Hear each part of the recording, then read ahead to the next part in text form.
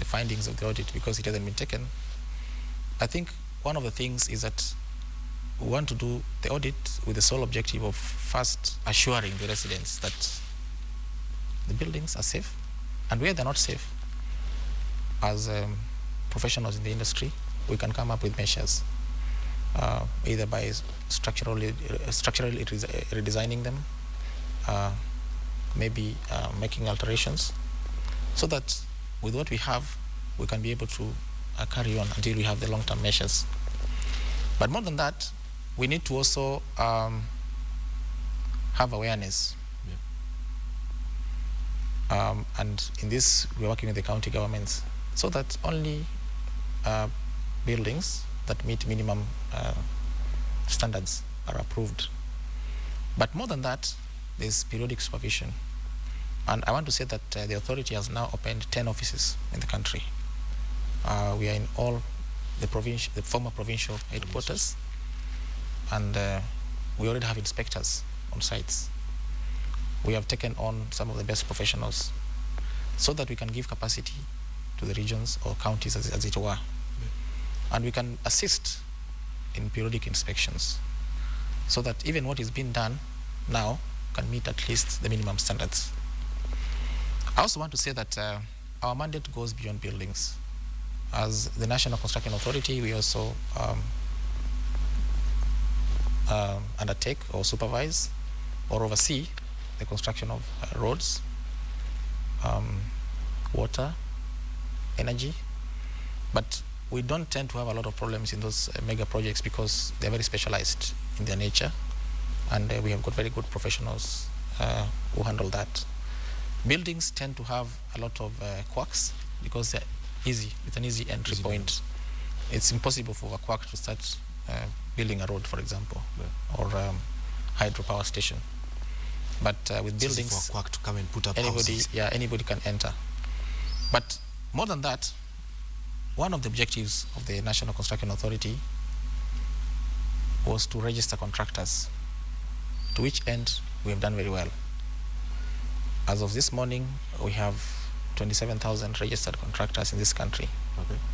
And what we're telling the public is, you must ensure that the person you're working with is one of the 27,000 registered contractors. The names are available on our website, and we shall be publishing them in the Kenya Gazette, so that if you want to undertake a construction, there's a registry. There's a register. You can actually find who's licensed or not. Yes, just like there's a register for architects, for police surveyors, for engineers, there's also a register for contractors. Yeah. Then before we go far, what I wanted to ask, does your mandate move over and above commercial buildings, or does it also cover personal buildings? Because sometimes, people put up houses but might not be structurally sound. So does your mandate also cover, like, for example, if I'm putting my own home for my own use, for myself to move in, are you also mandated to come and inspect the kind of building I am putting up? Well, as per the Act, National Construction Authority Act, our mandate covers anything that is erected on, below, or above ground. Yes, our mandate covers even personal residential houses. Although houses whose value is below 5 million are exempt from levy, and that's where the confusion comes in. Okay. In terms of project registration and oversight, our mandate covers every single construction, whether private or public. And just looking at that whole scenario, perhaps, if I wanted to put up something, either commercial or otherwise, what are some of the things that are required of me? What are some of the people that I would need to talk to? What are some of the licenses I would need to get? What are some of the approvals that I would need to require before I even move off ground? And then would I be needed to display? Because I guess that's one of the other things that you're looking for, wherever construction is going up, that you need to display all the approvals that you've gotten and who exactly is undertaking the project. Well, if you want to undertake a project, the first thing is to, of course, have the land. Make sure that the land is in good standing. That means you have the title or the lease or other documents that may be necessary. The second part is to have a professional involved. And depending on the size of building, we expect you to have an architect as the lead and an engineer. You could also have other building professionals. That means a mechanical engineer, electrical engineer, and a quantity surveyor. Now that forms what we call the consultants or building team. Now, once you get your designs, you must have approval from the county government. And again, depending on the nature of construction, you will need approval from NEMA, the National Environmental Management Authority. So after getting the two approvals, you will come to the National Construction Authority to register your project. Now, registration of the project is free. But for projects whose value is more than 5 million, you'll be required to pay a levy, construction levy, which is in the Act. So you'll obtain 3 licenses.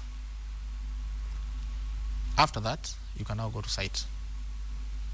But what we insist is that you must display all that information on the site signboard. It's interesting that based on case studies, all the buildings that have collapsed in this country have never had a site signboard. And so when you see a construction that is ongoing without a site signboard, it triggers an alarm. It's a sign of a red flag that somebody is hiding something, because once you have all these approvals, you need to display them by way of site signboard. And so one of the compliances we're insisting on is to have a site signboard. In any case, if we come to a site and find that you have displayed the data on the site signboard, then we're able to verify. Our systems, for example, at NCA are online. We are fully digitalized. So our inspectors can easily go to the iPad and check and confirm that this guy is actually has the necessary approvals. Yes. Right. Then just looking at that, the whole issue about licensing, then we move into a scenario where perhaps mandate is weeding out perhaps these quacks, as we call them. Perhaps in your undertaking, have you been able to establish how many people are working without licenses, and have you even moved a step further and actually gone ahead to prosecute them? Because I guess it's one of the mandates that you have through the National Construction Act. Yes, we have actually had many. In fact, it's only on Friday where we got 7 of them in Nairobi, just last Friday. But as I told you, for now, what we do is we write to the relevant authorities and tell them XYZ was found on this premises undertaking construction without a valid license. And then it is the onus of the police to take the case further and prosecute. But I want to add that on that point, the authority has scored a major first. We realized that that was a major weakness in our legislation. And so we had discussions with the Director of Public Prosecution, who agreed that under powers given to him in the Constitution, he is able to gazette some of our officers who are advocates and who qualify to be prosecutors as prosecutors. So we hope this is going to be done very soon, so that next time I come here, I'll tell you that our prosecutors went ahead and prosecuted. Because what happens is once we do the investigation, we hand the report to another party to prosecute. In as much as we're in the same government, there seems to be some kind of maybe... Where you're talking about loophole. Yeah, so that takes time, and it could slip. But now we'll be investigating and same day prosecuting. And this is actually borrowed from best practice. If you see other regulators with our mandate in the world, they have the power to investigate and prosecute. And that seals any loophole, any time, and it gives confidence to the public. And we are moving that way. And I hope that very soon we will be able to have our own prosecutors. Interesting discussions we're having right here with Daniel Manduku, who's the Executive Director and Registrar of Contractors for the National Construction Authority. We would like to hear some feedback from you. Our numbers are scrolling on your screen right now, and also you can also get in touch with us via Twitter and Facebook at KTN Kenya. Now, Daniel, just as we move ahead, just looking at the whole scenario, there's been an issue where a lot of these major infrastructure jobs, as it were, or construction jobs, were going to foreign firms. And this has put a lot of pressure on also local contractors. Just from where you sit, has it been an issue of lack of capacity from local contractors, or is it that foreigners come with best practices? And how are we moving forward just to make sure that the locals that we have, with all the technical knowledge that they have, don't get left out in some of the projects that are being undertaken in this country? Well, on that issue, we've addressed that particular concern through legislation. Yeah. In line with the Public Procurement and Disposal Act, the revised one, Yeah. we set a ceiling for a minimum of local content or local participation in any construction project. In fact, we set it at 30%. So that going forward, any project that is undertaken by a foreigner must have at least 30% of its content, both in value or otherwise, given to a local contractor. But I must say that that is a short-term measure. The long-term measure that the authority is undertaking is through training and capacity building, which is one of our other mandates. Yeah. We realize that the reason that people prefer foreign contractors is probably because they're better equipped, they're more trained, they're more exposed, they have better financial resources. And at the authority, we're addressing that issue as a long-term measure, where we expect to roll out 1 million artisans in the next 3 years. Because when you have qualified artisans, first, you create jobs. Secondly, you ensure that quality is assured in the industry. And thirdly, you lock out the foreigners. If we just sit back and cry and say that we are giving work to foreigners without addressing the root cause, then in the long term, we'll be overtaken by events. And so we've addressed that through our regulations, which were published last year. And now, through the training programs that we have started undertaking as an authority. And in terms of those training programs, you look at some, I remember a case in point where some construction of oil rigs in Turkana, and they were even advertising where the biggest problem they seem to have had is even lack of welders. When you look around Kenya and you always see someone welding somewhere, and they expect that they have the technical capacity to handle such issues, and perhaps it doesn't meet the standard. Perhaps, are we looking at, in terms of authority and also as a government, as training school, where first of all you get training and then are certified and to an international standard, where you don't only get to work in Kenya, but you can also work in other jurisdictions where those actually criterias are the statistics that I have are actually very shocking in terms of capacity in the artisan levels. From a research that we conducted at the authority, we found out that there are less than 600,000 qualified artisans. Now, against a need immediately of 2 million. And if you look at the massive projects that we have in infrastructure up to Vision 2030, we estimate that we need up to 7-8 million artisans in this country. Yeah. So we've got a very big shortfall. That means that in the next 15 years, we must produce 500,000 artisans per year on average to meet the demand for 2030. Now, you may see welders, in Kariobangi, Kawasukari, but I can tell you that they are not enough. Secondly, I can tell you that they are not able to weld some of the highly technical elements. Welding itself, for example, is a very highly specialized field. Yeah. And if you remember, if we're going to undertake our pipelines and our railways, it's sad that we may have to import some of those welders from abroad because we've not yet gained that skill. But what we've done at the authority is that we are now partnering with the relevant stakeholders. For example, in the area of oil and gas, we are partnering with the people involved in the exploration, upstream exploration, to give us guidance on the design of a curriculum. And I must say that this we are doing with the TVET institutions and existing government programs. Where- I might just hold you just there. We have someone, Godfrey, online from all the way from Bungoma. Godfrey, if you can hear me, just what are your thoughts on the discussion that we're having this morning? Godfrey? We seem to have lost that one. But let's carry on. As you were saying, I mean, lack of artisans just to fill some of these jobs. And to me, this is a big opportunity for the country. Yeah. Our young people need to move from the issue of white-collar job and go into real work, artisan work. And this is a massive opportunity.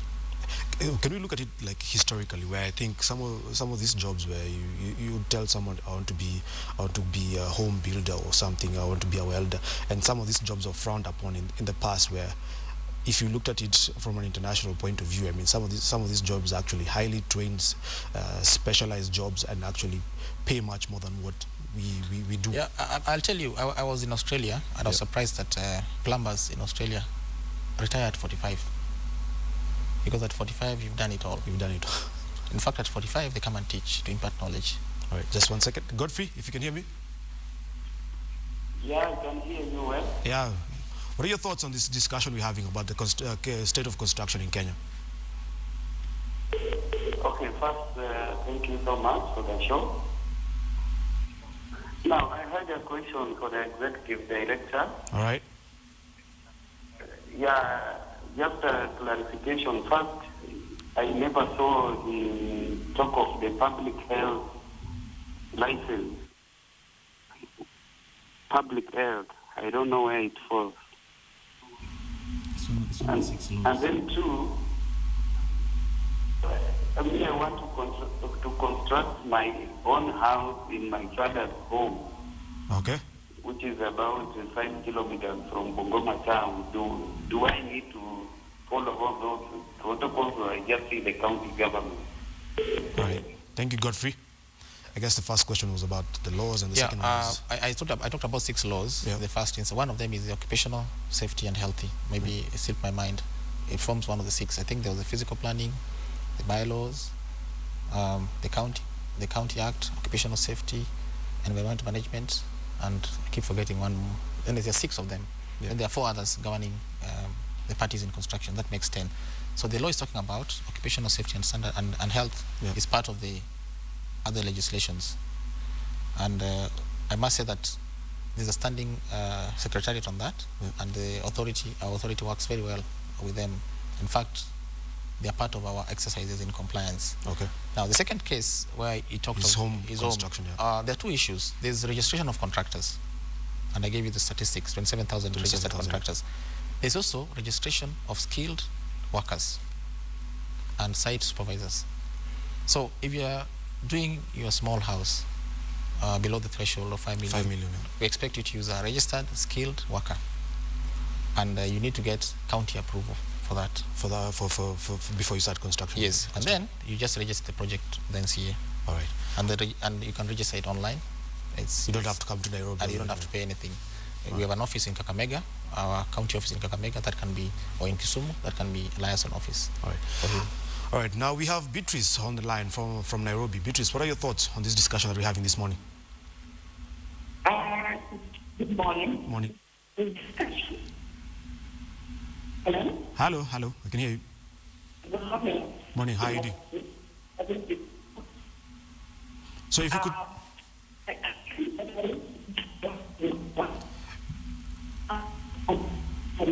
Beatrice, you're not too clear. Could you kindly speak up or just move somewhere where perhaps there's a bit better network?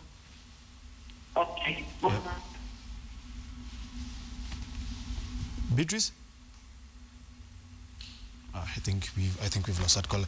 Yeah, but I think what we were talking about, we were talking about artisans and skilled labor. Perhaps what we're thinking about is just moving from that mentality of where it's not a specialized job. I mean, if plumbers in Australia can retire at 45, why can't a skilled artisan in Kenya also retire at that particular age? What we are saying is we want to encourage our young people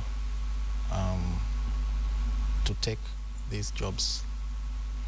First of all, they're well paying, they're available, and they're very satisfying. But I must say that to this end, we're getting a very good response. Whenever we have asked for persons to express interest, we've gotten very good response. And this is a program that our ministry wants to roll out so that we can target every corner of the country. So far, we are in touch with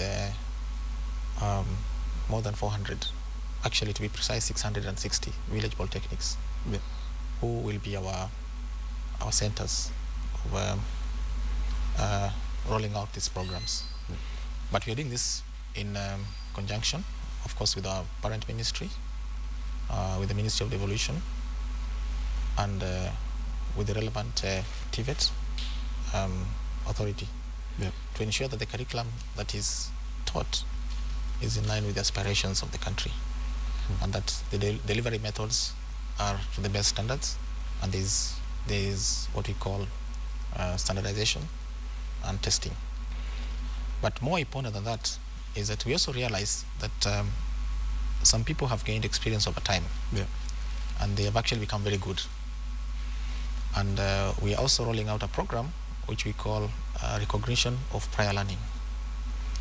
That means that we recognize that you are a good plumber or you're a good mason, but we need to give you some form of certification. Now, certification helps in one way. First, it gives you confidence. You realize that I also have a papers. There's this thing about qualification, having papers, and then you can use that now to advance yourself. But more importantly, it starts telling, it gives us the data to know now how do we improve on this set skill.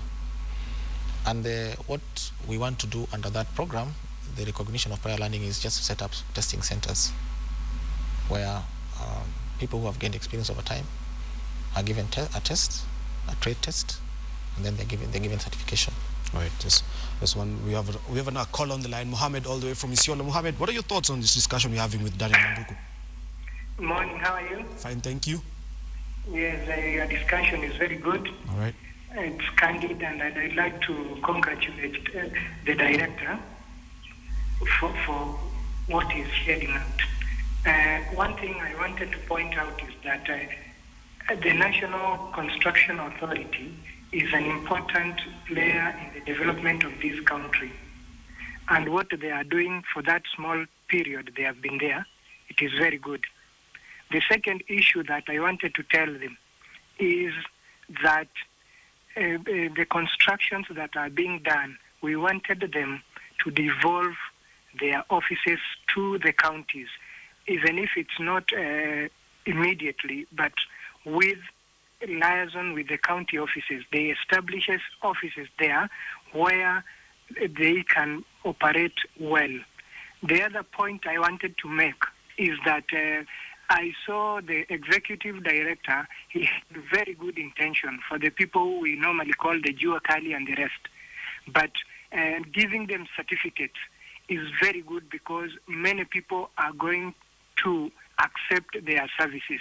And lastly but not least is that the National Construction Authority should, in liaison with the Public Procurement Oversight Authority, ensure that the laws, the Public Procurement and Disposal Act of 2005 have been adhered and complied with by the contractors in order to ensure that we give quality and timely infrastructure. Thank you for that. Thank you, Mohammed. Have a good day. I think I want to add that as it is today, we have 11 county offices. I think you had mentioned in the I can tell you where they are. From the north, we have Garissa, we have Isiolo, we have Kitui, we have Nyeri, then we have Mombasa, we have Kakamega, we have Kisumu, we have Kisii, we have Nakuru, and we have Kakamega. Then we have the headquarters, which is Nairobi. But the headquarters has been split into two. We have one branch in industrial area, which we are calling the county office, and then the headquarters. So we actually have 11 offices. Our intention is that by June this year, we'll have 20 offices in the counties. And by end of next year, we'll be in 30 regions. What we realize is that it's not possible for now to be in every county. So, and what we've done is to have a few counties sharing a regional office. Okay. But then we shall devolve further. We also have an office in Eldoret. That makes actually 12. All right. Yeah. And all our offices are located at the former Ministry of Public Works offices. All right. Yes. All right. Humphrey from Busia, what are your thoughts on this discussion? Hello, Hello, how are you? this is my contribution. Okay. I wanted to remember that the National Construction Authority is the only authority mandated by the government to control the construction industry in Kenya. And at the same time, it has an advisor role to the government. And so I wanted to inform National Construction Authority that the issue that is causing problem with the construction industry in Kenya, the buck stops with the government, because the government has commercialized the construction industry. The reason being, when somebody wants to make any construction involving even any fence or a toilet in Kenya, it requires more than 14 licenses. You need to be approved by more than 14 authorities, and in some cases even in constructing even a simple structure. So the problem is you need a license from National Construction Authority, Public Works, Public Health, the City Council, talk of them, city, county government, and all those regulatory authorities. And sometimes it is just a problem. So people have chosen shortcuts, not by choice, but because the issue has been so commercialized to the extent that they cannot afford the license and the payment of the dues that are required before they can engage in the construction industry. So people are developing shortcuts. They do constructions in a hurry during weekends and during public holidays. Sometimes they are doing constructions at night because the government had made it too difficult for them to acquire the required licenses. The money that is needed is more than even the cost of doing the building itself. And so I advise that National Construction Authority comes up with one-stop shop whereby somebody can know that if I pay this amount, I'm licensed to do the construction. Then the issue of inspection should be sorted out. People are extorting some money. In fact, wanaenda even supervising in the weekend, not that because it is the supervisor role, but leo wengine wanakuja from the Ministry of Public Works, kesho huyo anasema mimi nimetoka kwa neema, kesho huyo mwingine anakuja, and all of them are extorting. All right, Humphrey, thank you. Humphrey, thank you very much. Practices. All right, thank you very much for that, Humphrey. I think before you go on that, because I think it's another point I was coming to. Because last month I attended a private sector roundtable with the president where KEPSA was attending, and I think the main bone of contention was that you have too many offices to visit before you can actually start. Actually, and tied to that, just before you, is the 0.5% levy, which some of them were saying, I think, was a bit restrictive, especially for some of the projects that they have, because it's based on the value of the kind of contract that they're doing. So just looking at what Humphrey is saying, and just having before if I come to your office, I have to still go to NEMA, I still have to go to the county, I still have to go to ABCD, still have to go to so many people have to see. Are you looking at a way, perhaps, if I come to your office, I have a representative office from NEMA, from who and who, and that instead of paying a levy for NCA, also paying a license fee for NEMA, paying also the county, where we can have one harmonized levy. If I want to come and have a construction, I can come to one office, pay what I need to pay, and move even the next day and start my construction. You see, we have to look at the root cause of all those many stops. And I started by saying the legal framework again. Loophole. The 10 different agencies were created by different acts. Yeah. And that, of course, gave a need to have 10 different, or as he says, 14 different licenses. But I want to assure Humphrey that this was a concern that was raised by His Excellency, and we were directed to come up with a solution. I want to say that even before that, the National Construction Authority had foreseen this. and we had formed a standing committee where we were working towards a single tool for enforcement. Yeah. And in this committee, we had all the players, including the county governments. And we came up to a point where we agreed that we need to have one desk. But at that point, we were not able to move because the county government felt that maybe, we're going to start encroaching on their revenue streams. Yeah. But now that it is a directive from the president, the National Construction Authority, in consultation with our minister, Honorable Ngilu, have come up with a proposal to have one license. In fact, we were given a deadline, you remember, in that meeting, that by the next meeting we must have a solution. We're going to have only one desk, one to issue permits and to harmonize the levies. Now, 0.5%, you were in that meeting and you saw the heat that it generated. And I don't want to talk too much about it because already it's a subject of a court matter. It's under review. It's a court matter. But I want to say this. The National Construction Authority has got 13 mandates.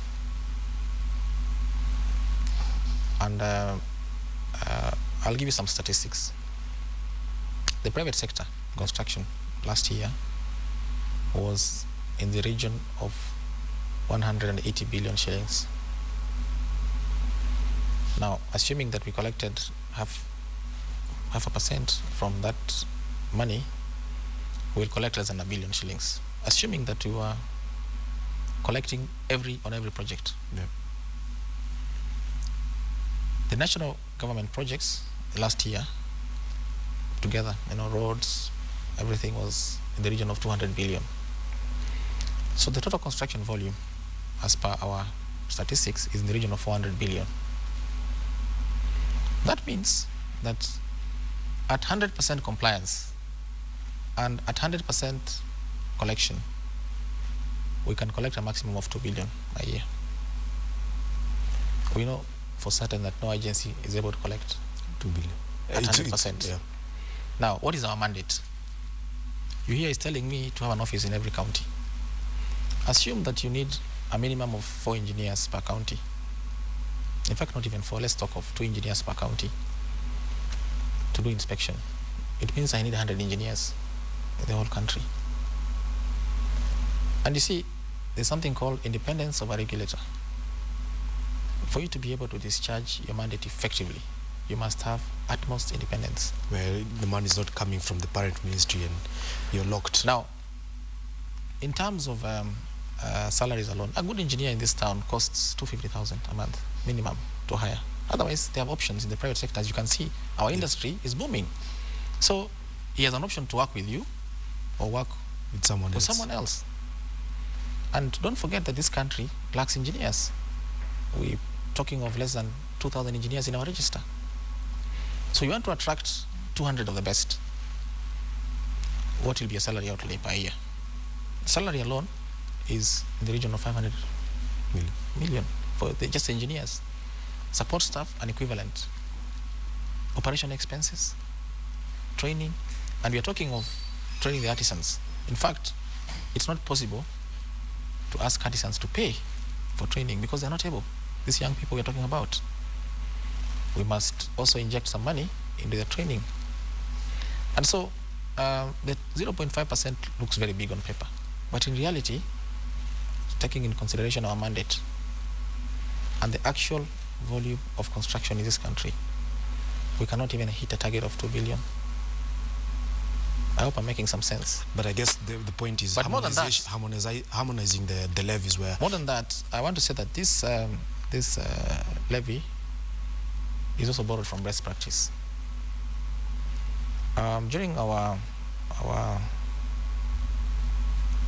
formulation of the regulations, we went to many countries. And I'll tell you offhand that in every country we went, there's a levy, a construction training levy of 0.25%.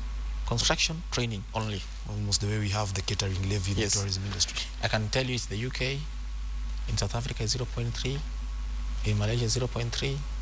In fact, in South Africa, it was 0.3 until we went there. They benchmarked with us and it made it 0.5. Sri Lanka, 0.25. Yeah. Australia, 0.25. Singapore, 0.25. Construction training levy only. And then we reasoned that, okay, if the benchmark is 0.25 for construction training, we also need another 0.25 to run our operations. And remain independent. And remain independent. And that was the basis. But then I must say that we've been asked to review this.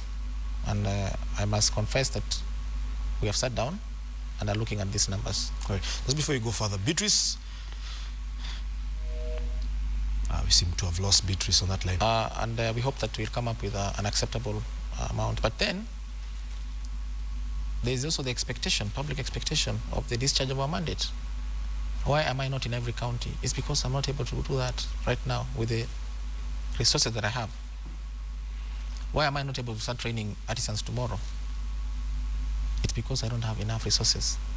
So we have to know that if the levy goes down, then our mandate may have to be Something will subdued. suffer. Yes, that's the bottom line. Right. And just looking at that whole issue of artisans, because I guess, the more qualified, like you were saying, to hire an engineer, you're talking of not less than 250,000 shillings. Now we get to a point where we need the skills. We need qualified plumbers, we need qualified welders, we need qualified builders, everyone needs to be qualified. Now I guess with that kind of premise, you're looking at where if someone comes to you with a certain qualification, now you start looking at the cost of construction perhaps going up slightly or otherwise, because in previous instances we've seen where in the case of like Kazi kwa Vijana, it was just anyone could come and you would acquire skill while on the job, not necessarily having land, and that made cost was relatively low compared to now if you have to hire qualified people to do those jobs. Now looking at that from that premise, is it something where in the end it's going to be terrific, but just looking at that scenario, do we foresee a scenario where perhaps buildings cost of construction is going to be competitive? On the flip side, with good skill, costs go down. I'll tell you, for example, in the building industry in Kenya, research has shown that between 7 and 11% goes to wastage due to poor quality, time overruns. It's because we don't have the good skills. And that's why you find some of these foreigners, when they compete with us, they're able to leverage on that they have good skills and they minimize the wastage. And on average, you see that their tenders are always 5-10% lower than ours. Why? It's because they have leveraged on the fact that they are able to avoid wastage. So here you have a guy you brought, you give him some cement to do a wall for you. You come tomorrow and demolish it. Who goes to loss? It is you, the developer. And so what we are saying is that with good skills, with very good people, you improve the quality, you improve the time delivery, and the overall picture is that the costs come down. And that's how we should look at it. We invest in the skills and we bring down the cost of construction. As long as we don't invest in the skills, the cost will only be stuck in a vicious cycle where it's like going to a mechanic who doesn't know what he's doing with your car. My friend, you'll pay him 1,000 bob over and over and over 10 times. You better pay the guy who knows 5,000 and gets the work done. Gets it done. So we should look at that kind of scenario. Yeah. Just as we wind up, Daniel, we've seen where we are in terms of construction, and infrastructure is one of those key things that is top of agenda for the government. So there are going to be a lot of infrastructure projects. So I mean, you were at a meeting yesterday where I think the CS was looking at what's going to happen in the second half of this year. Just looking at what's there and your mandate as the National Construction Authority. What's the vision for the construction industry in Kenya? I believe that this industry will be a game changer. Yeah. Even before we are very organized, we are already contributing 7% of GDP. Even before we organize our labor, even before we train our youth, we are already contributing 11% of employment in this country. Now, we've not rolled out the massive projects. I can tell you that once we roll out these projects in infrastructure, the Road 10,000 project, for example, the annuity program, everyone will be busy. The bankers will be busy financing. The industries will be busy supplying cement, tiles, paint. Our young people will be busy working. And so the forecast is very bright for the industry. And this is the industry that will ensure that this country attains a middle level status by 2030, because it is the backbone of development. The world all over. In fact, it's only yesterday I was learning that, well, I've heard it before, but I learned from Engineer Kamau that even in Japan, tourism is under the Ministry of Infrastructure. I know for sure that in countries like Singapore, it is infrastructure that drives tourism. So the other sectors will hinge on What is happening on the infrastructure? the high development that we are looking forward to. Look at energy costs. If they come down, then we have industrialization. And already there's a big effort in ensuring that costs of energy come down. That is still part of infrastructure. Yeah. Waterways, recreation facilities, all these are hinged on infrastructure. So the industry has a very bright future, but we must invest in the basics. That means training and regulation, so that we have quality and we've got people who are skilled to undertake some of these projects. All right. Thank you very much. That has been architect Daniel Manduku, the Executive Director and Registrar of Contractors from the National Construction Authority, just laying out the state of Kenya's construction industry and just telling us where we need to be. In fact, training artisans to participate in this construction industry cannot be overemphasized, and actually just ensuring that legislation talks to one another. From those 11, perhaps we can get 2 that actually talk to one another and ensure that oversight is adhered to, and that construction in this country goes off in the right direction. Now we take a short commercial break, but don't go too far. Michael and Sophia will be back with more on Morning Express.